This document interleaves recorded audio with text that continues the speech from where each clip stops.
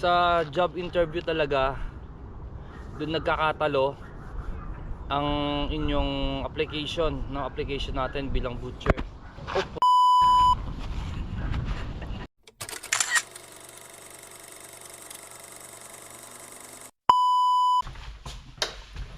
Timpla muna tayong kape bago tayo umalis.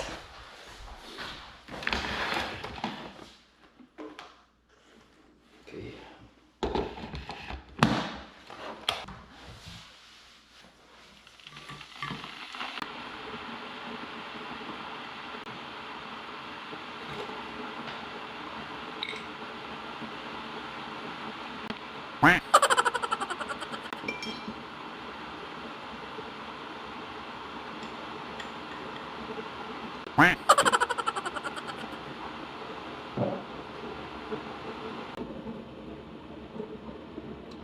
Pag-usapan natin mamaya guys yung tungkol sa aking job interview na nangyari.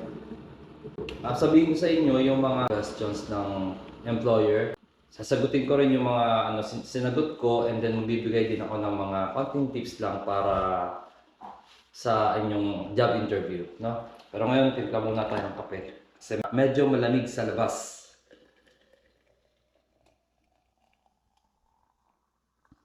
Kailangan natin ng kape.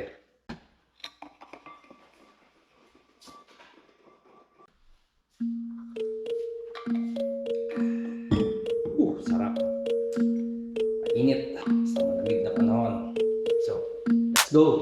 No fear, I'm standing right here, eyes peer with my mind clear, never look rear, only up, never down, off the ground till I'm found, hear the sound, listen to me now, as the beat pounds, every ounce of my effort pouring out, so you never have a doubt, do you like me now, am I good enough now, should I get more loud, till you hear the fucking sound, oh no, I'm losing my shit again, having to fit again, man I'm forgetting when, I used to have some friends, I used to play pretend, we all grow up and then, hating my phone and trends, I'm about to blow my head, nobody knows I'm dead, fear I'm a ghost instead, think that I'm close, I get straight comatose in bed, try to go slow with breath, breathe out my nose and head, heart doesn't go the trend, faster it goes instead. One shot, that's all you got, take it right now, before you get lost, yeah, one shot, that's all you got, write your own story, you control the plot, yeah, one shot, that's all you got, could drop dead now of a fucking blood clot, yeah, one shot, give it all you got, and never back down, no I'm never gonna stop.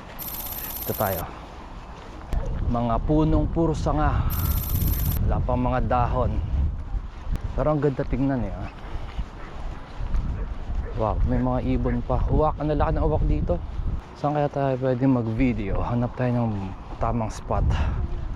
Ito may parking ng bisikleta, pero walang nakapark ng bisikleta. Pasok tayo dun sa loob, ito sa play park, pero parang maliit lang yung play park. Parang mas gusto ko dito sa labas. Parang dito na ako sa labas gusto ko. Yan, dito tayo sa open field. Hanap tayo ng lugar. Ayun, ang ganda rito, napakalawak. Ilang hectares kaya to? Lawak oh. Yan, may mga aso nagtatakbuhan, no? Tapos yung pine tree, ang laki niya. Ayun, ang laki ng pine tree. Ang lamig. Nakalimutan kong dalhin yung gloves ko. Hala, ganito kulay ng kamay ko. Lalamig na. Nakita na ninyo yung buong lugar na to sa last vlog ko. Tingnan nyo na lang sa aking playlist. Pero nagbike kami dito nila Marvin and Ivan. Doon yung sa bandang river. Ngayon andito ako sa taas, sa open field. Lalakad-lakad lang. Ay, dito may upuan. No dogs in the play area. Pwede kaya pumasok dito? Oy, pwede. Pasok tayo dito. Yan, may upuan dito. Pwede tayong umupo. Andito yung malaking slide na nakita ko dati. Tingnan natin, no? Makapaakyat pa tayo. Yun. Ito yung andito ako sa pinakamataas na part ng play park na ito. So kita mo, ayun, Walang katao-tao. Walang kabata-bata. Ako lang. Ako lang yung tao. Pero hindi ako yung bata. Ano naman to? Parang siso. Pero paikot. No? Ayun. So para siyang para tong motor paano ako sasakay dito? Ganito. Parang pandalawahan lang talaga to. Tingnan natin.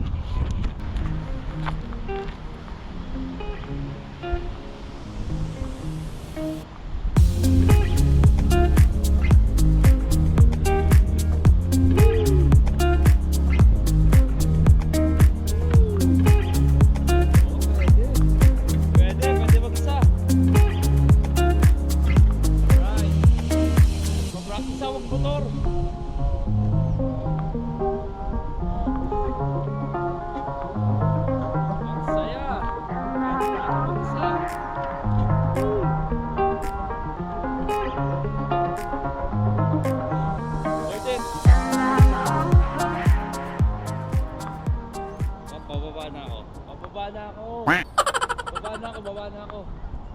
Alright. Masaya. Masaya. Nakaka-enjoy din. Ano meron dito?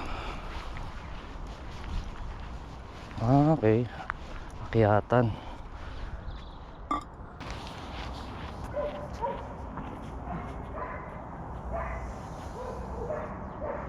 Lamig.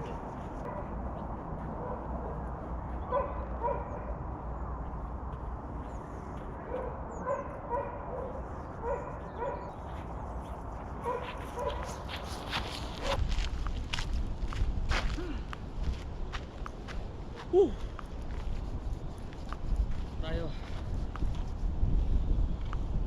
Lamig. Hindi ko nadala yung gloves ko. Pakalamig. Kalimutan ko. Buti na lang may dala akong kape. Pampainit kahit papaano. Temperature check 7 degrees Celsius. Pero yung pakaramdam niya parang 0. Ewan ko ba bakit ganun. Mas malamig ngayon eh.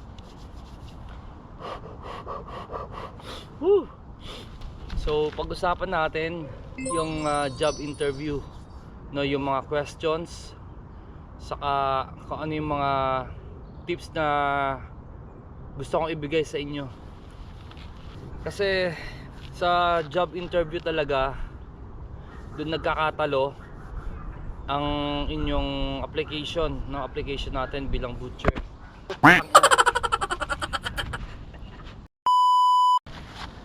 So yun, nalaglag yung GoPro. Wala kasi ang dalang stand. Natumba siya. Kaya inayos ko pa. So yun nga. Kasi na pa tayo, di ko lang kung saan nag-stop eh. Pero ang sasabi ko, yung job interview, yun yung make or break ng ating application abroad, no, dito sa UK. Focus lang tayo sa UK kasi ito lang naman talaga yung pwede kong ibigay sa inyo dahil andito ako. Yung mga questions na binato sa akin yung employer, meron akong listahan ng mga naaalala ko. So dun tayo magpo-focus, no? Kunin ko lang yung kodigo ko. Bali ang gagawin natin, random questions lang to, no? Hindi to yung pagkakasunod-sunod ng mga tama. Basta kung ano yung mga naalala ko, yun lang yung ibibigay ko, no? In order siya, in any order siya pala. So number 1 question na naalala ko is ilan ang katay ninyo sa isang araw? So yung mga question guys, English yan, no? Pero sa akin, mga lista ko mga Tagalog saka English, halo-halo na. Basta kung ano lang yung mga naisipan ko na naalala ko. So number 1, ilan yung katay nyo sa isang araw? So ang sagot ko dito, sinabi ko na katay namin sa isang araw nasa mga limang carcass, whole carcass ng baboy. Kasi yun nga, yun lang naman talaga ang meron. Actually marami na nga yung 5 para sa isang palengke.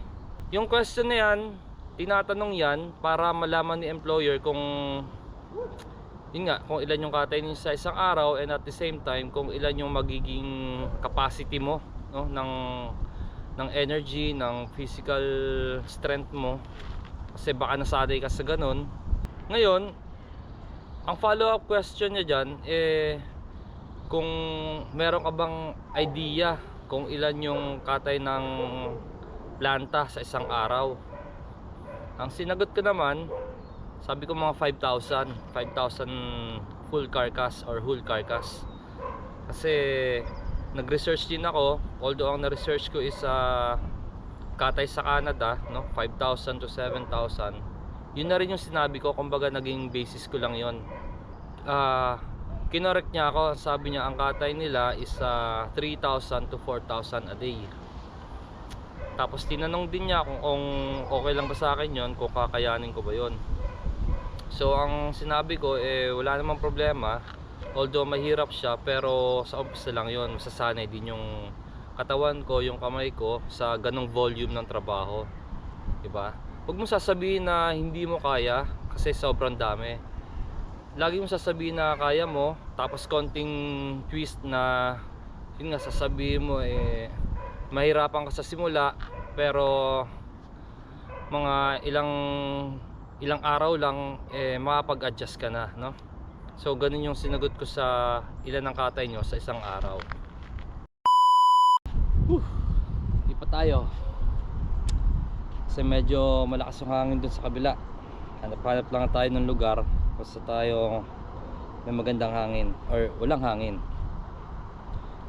So yun, next question is, bakit gusto mong magtrabaho sa UK? So again, ewan ko kung nasabi ko na ba ito kanina, pero ang sinagot ko dito, naging personal lang, no? Naging sobrang honest lang. Sinabi ko, gusto ko talagang mag-migrate sa mga bansa katulad ng Canada, New Zealand, Australia, and yung UK nga, no? Ngayon, nung nag-open ng UK for butcher, talagang ginrab ko na siya. So yun yung naging sagot ko. Tapos ang sinabi niya sa akin, kung yun nga, kung plano ko bandalin yung pamilya ko, sumagot kagad ako ng oo. Kasi gusto ko talagang pag-aralin yung mga anak ko dito sa UK dahil sa education system maganda.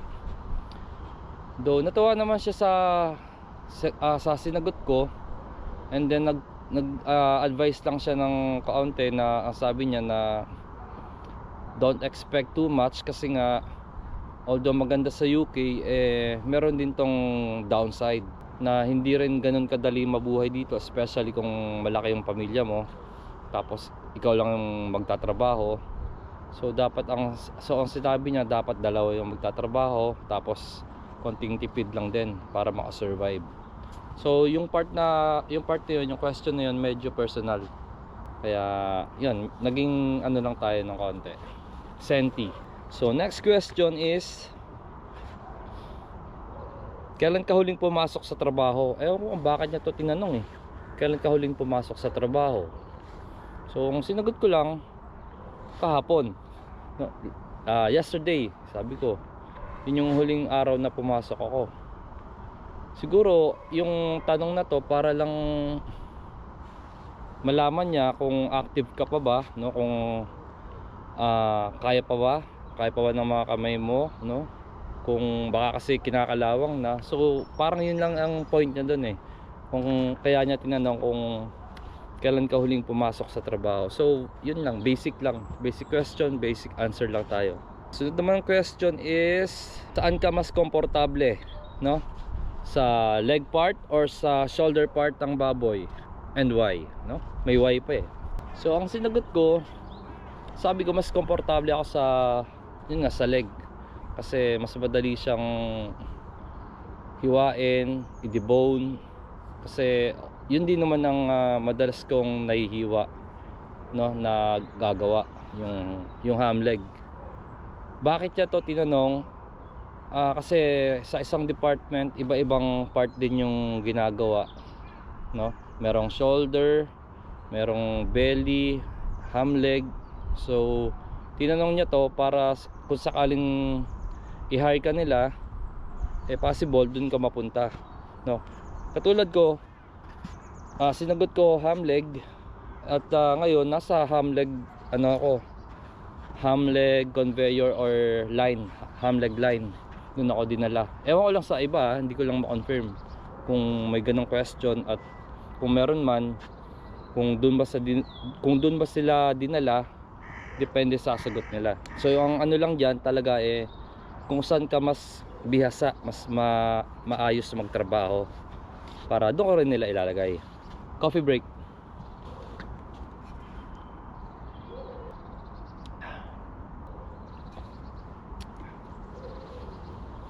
Okay, next question. Hindi ko na nilalagyan ng number kasi random nga Ilang years ka na as butcher, no? May follow-up question to. Sagutin ko muna yung ilang years ka na nagtatrabaho bilang butcher.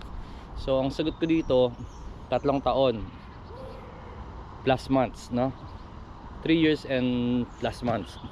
Ayun, para din malaman nila kung gaano nakakalalim or karami ang knowledge mo sa butchery, no? So yun lang yun, dun yun nagpo-focus. Ang follow-up question dun is why choose you over others who have long experience? So yun nga, bakit ka namin pipiliin kumpara dun sa ibang aplikante na meron ng 5 years, 10 years and up, no, na experience bilang butcher. Medyo naging tricky yung question na yun. Nagkaroon din ako ng konting pause, nag-isip ako ng konti para sagutin yun. So ang sinagot ko dito, sabi ko, although 3 taon pa lang akong nagbo-butcher, ibig sabihin yung knowledge ko hindi pa ganon karami, and I'm still open and highly trainable, no, sa mga new knowledge at skills na pwede nilang ituro sa akin. Kumpara mo doon sa mga datihan na merong 10 to 15 years experience, ang sabi ko medyo malalaki na yung ulo nila, no? Nasa ulo na nila yung pagiging butcher, kaya kung tuturuan mo sila, baka tawanan ka nila, parang ganun, or mahirap silang turuan, no? Yun na yun, kasi feeling nila ang dami-dami na nilang alam. So yun nga ang advantage ko, na pag tinuruan ninyo ako, talagang i-absorb ko lahat ng tinuro ninyo. Depende sa company standard, no? Kung ano yung mga tamang tinuturo ng kumpanya ninyo, kung ano yung mga tamang cuts, tamang sizes, or tama ba yung sinasabi ko? Basta yun ang sinabi ko, na matuturuan ninyo ako nang naaayon sa preference ng inyong kumpanya, no? So yun lang yun, over doon sa mga dating butcher na ang hirap din nilang turuan kasi mayayabang na, kaya baka sumakit lang yung ulo ninyo. So yun ang naging sagot ko, naging honest lang. Sana naintindihan nyo, no? Magulo. Bihasa ka ba sa paghawak ng kutsilyo, no? So yung knife skill, sabi ko marunong naman akong magkutsilyo, kasi nga ito yung araw-araw na gamit natin, talaga matututunan mo. Ang ganda ng sagot ko, diba? Well, totoo naman, diba? Yung paghawak naman ng kutsilyo, ilang araw, ilang linggo, ilang buwan lang matututunan mo na yun, no? Hindi naman yan mahirap gawin. Basta lagi mo siyang hawak, matututunan mo yung tamang form, no? Yung tamang grip. Yun, may isa pang question, di ko alam, out of nowhere tinanong niya yung knife honing angle, no? Yung mga klase ng angle kapag naghahasa ka ng kutsilyo. Buti na lang nagkaroon ako ng konting research doon. So yung mga tamang angle, sinagot ko, merong 22.5 degrees angle, merong 45 degrees angle saka 90 degrees angle.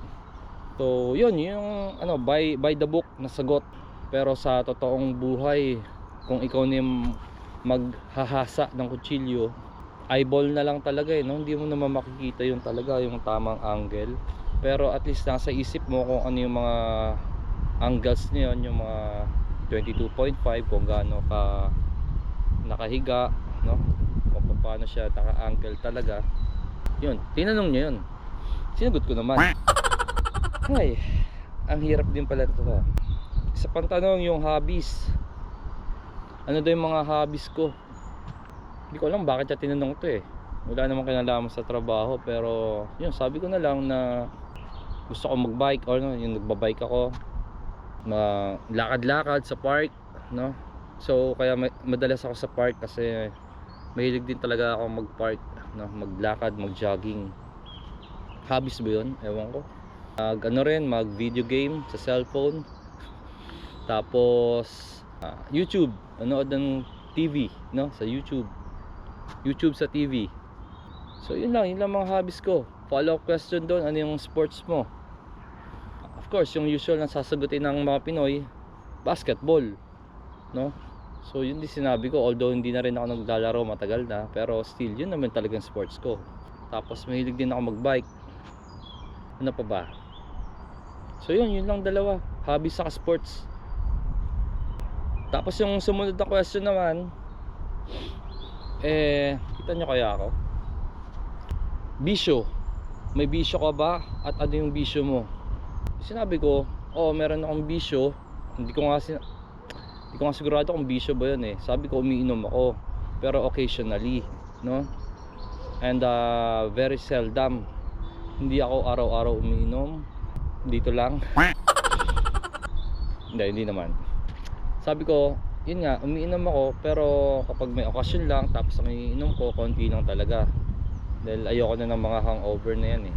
Tapos Yossi, hindi ako nag-Yossi, hindi rin ako nag-vape. So bakit niya tinanong yun? Siguro para lang malaman niya yung physical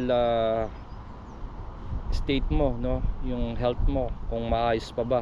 Baka kasi mamaya mag-hire sila ng sakitin eh, di ba? So yun, kaya niya tinanong kung may bisyo ako. Yun, do you exercise, no? Sabi ko yes, ano naman ako, nagja-jogging. Tapos sabi ko meron ako mga gamit sa bahay, dumbbells. Tapos nag-ano rin ako, calisthenics, no? Basic lang na calisthenics. So home workout, kumbaga nag-home workout ako. Kaya yun, tinanong niya syempre para malaman niya nga niya kung maganda yung ano mo, kung kaya mo ba yung magiging trabaho, no? Kung meron ka bang tamang endurance. So ang lakas ng hangin, sana naririnig niya pa ako. Lipat tayo, lipat. So, break muna tayo. May nakita akong mga squirrel dito. Ay no, mga kumakain sila, naghahanap sila ng pagkain dito sa lupa. Ayun, nakikita niyo ba? Tapos yung isa andito, ayun. Ayun no, ayun no. Kita nyo? Yan, nakakita sa puno kasi may ila pa mga squirrel eh. Nawala na kagad siya. Ay nako, asan siya?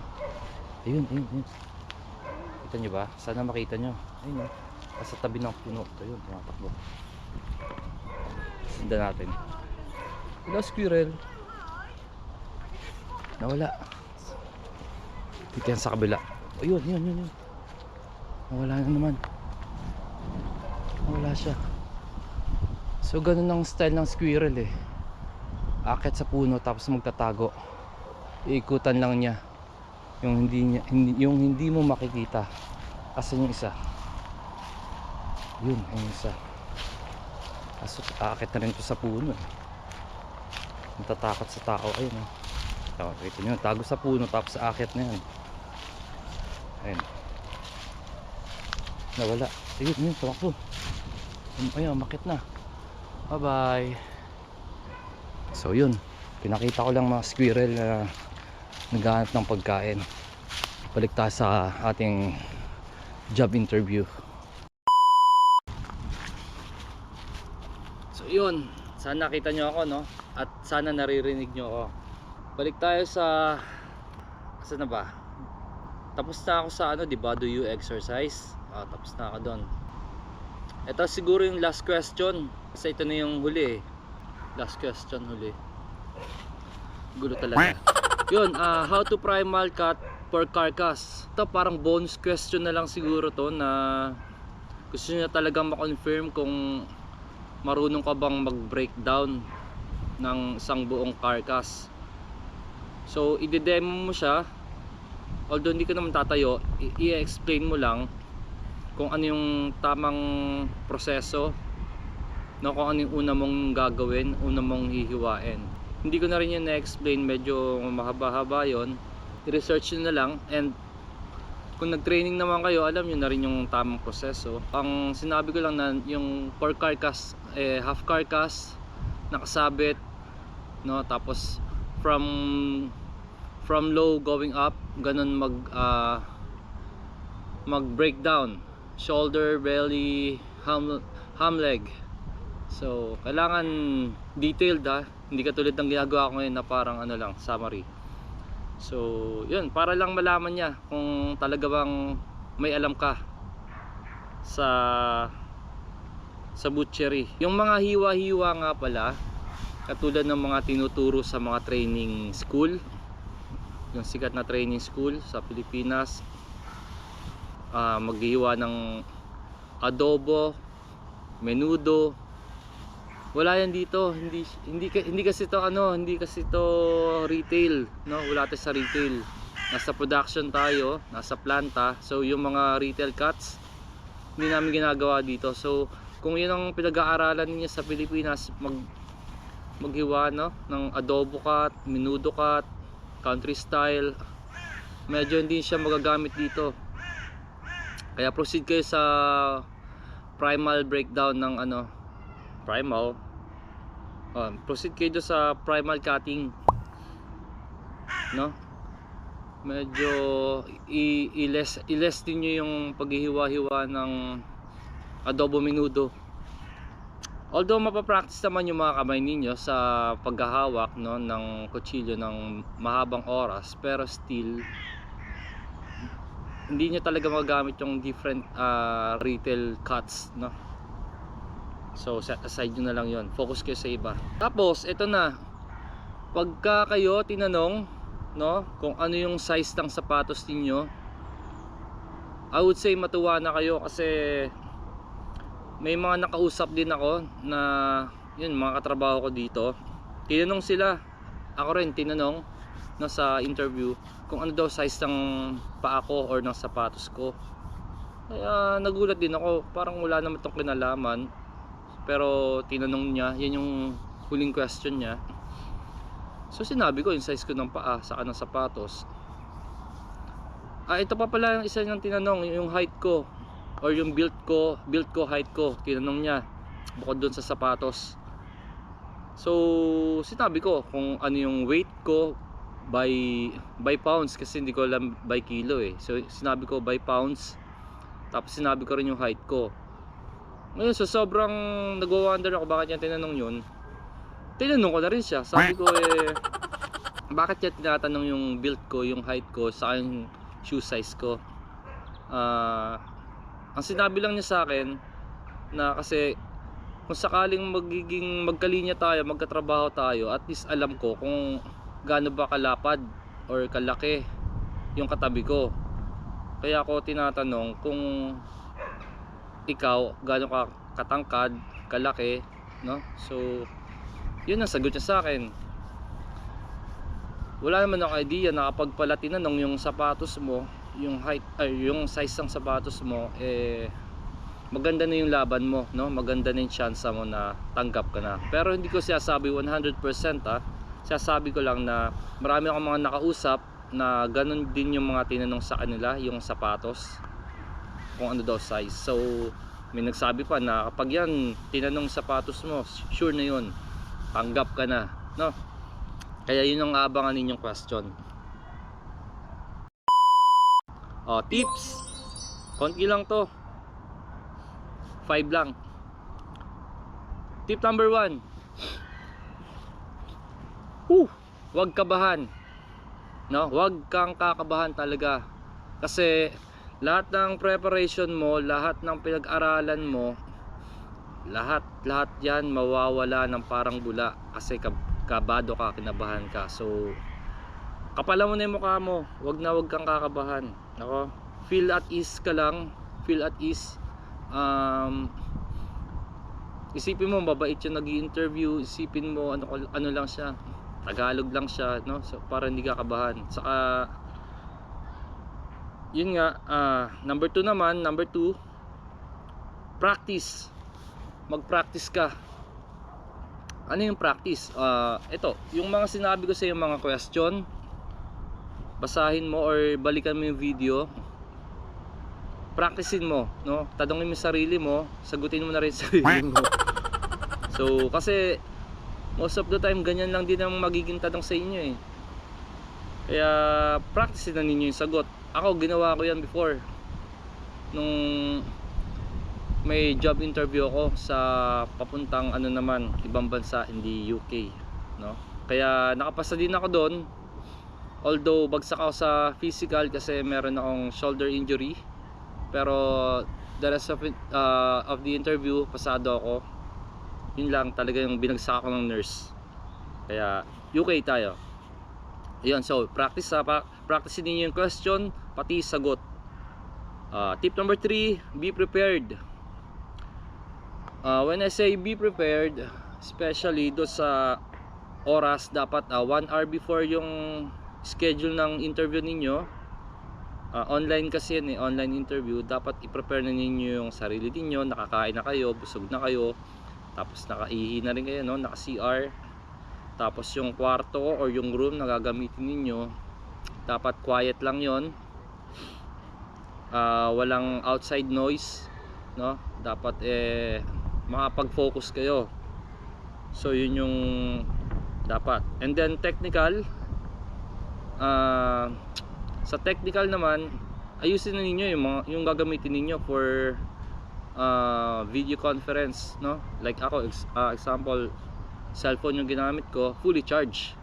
Tapos yung audio, mahalaga yon. Kung gagamit kayo ng headset, dapat hindi sira yung headset niyo. Kasi mas maganda na naka-headset kaysa naka speaker. Tapos yung interview, ang ginamit namin na application is Microsoft Teams. No, ewan ko lang sa iba, pero ito ginamit namin dito, Microsoft Teams. Pag-aralan nyo na kung hindi nyo pa alam, kasi ako hindi ko rin alam yung Microsoft Teams. Kasi normally kapag merong video conference, ang ginagamit namin is Viber or kaya WhatsApp, no? So yung dalawang yon.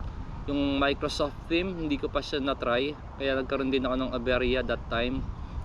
Hindi ko ma-open yung video. Hindi nila ako makita, although naririnig nila ako.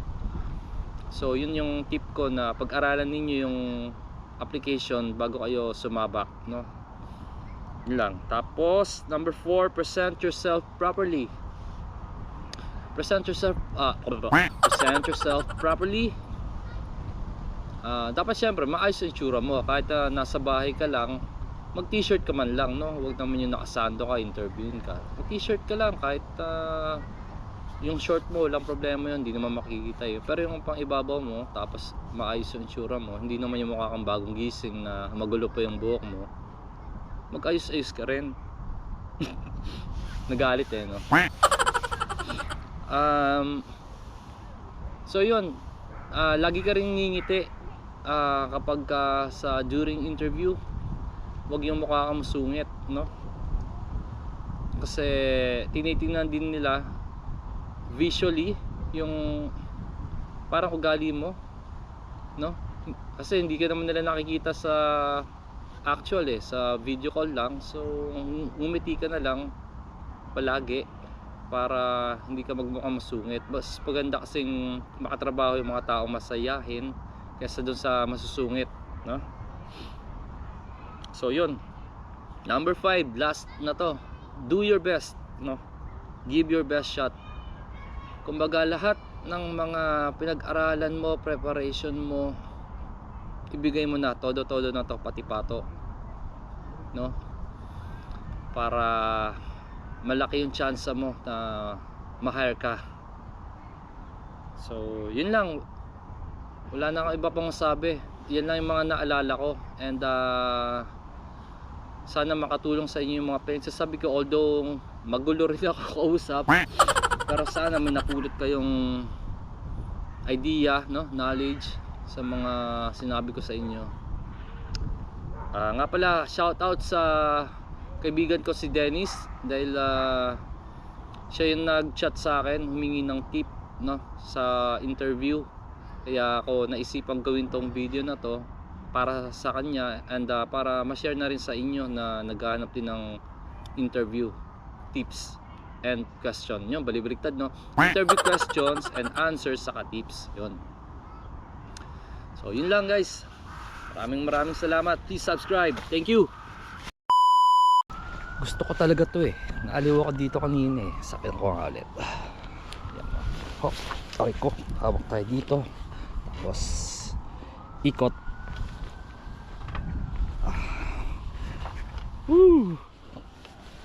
Saya. Pa. Ay no. Ang saya, di ba? Parang bata lang. Yan. Yan no. Paikot-ikot lang, para ka lang nagmamotor. Napaikot yung andar, di ba? Kahit napakalamig. Tumatama sa aking balat. Lamig-lamig pero sarap. Masaya. Yan, di ba? Enjoy lang tayo. Tingnan mo yung kamay ko. Nanginginig na. So yun guys, maraming salamat sa inyong panonood. At sana mag-subscribe kayo, mag-comment na rin kayo kung meron pa akong nakalimutang sabihin. Kung meron din kayo mga questions, tanungin nyo na lang sa comment section, no? Sasagutin ko yan. Pero sa ngayon, nahihilo na ako kakatingin sa camera. Kaya yun, hanggang dito na lang ang video natin guys. Maraming salamat. I can hear the demons call when they do what they do. And now I feel like taking off, find a place with a view. The pain is never gonna stop if it's controlling you. I know that time can heal it all, I just gotta get through. I just gotta get through, I just gotta get through. Cause I feel like taking